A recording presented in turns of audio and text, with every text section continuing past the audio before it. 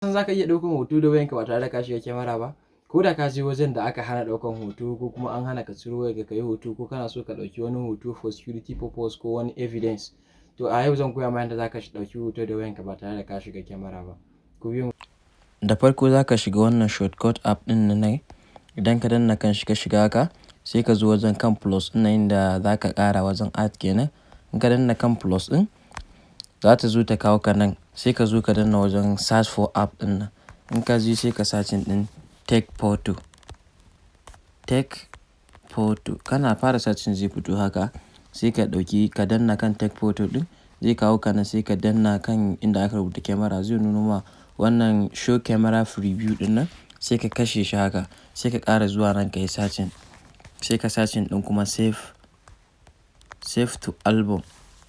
Gashi nan zai nuna ma inda aka rubuta save to album zai kawo ma, sai ka danna kan save to album ɗin. So gashi nan yanzu sai ka zo wannan inda ya nuno save to album ɗin nan na sama kusa da don ɗin nan sai ka danna. Gashi zai baka dama ka rename, sai ka canza ma abun suna. Zaka iya mai da shi kaman ka ce camera. To idan ka sa shi a haka zai iya baka dama ka canza ma fuskan icon ma ka canza design ɗin abu. Amma idan ka canza sunan ma ya wadatar, sai ka danna done haka.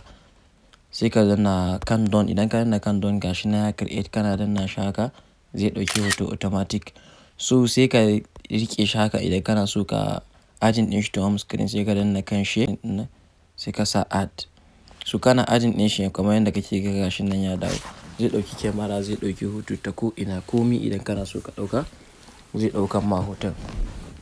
Kamar misali kana dannawa haka kaga har ya ɗauki hoton. Kar ka manta ka yi liking, ka yi following, ka danna subscribe saboda in mun kawo abubuwa masu amfani kai ma ka gani ka ƙara da shi.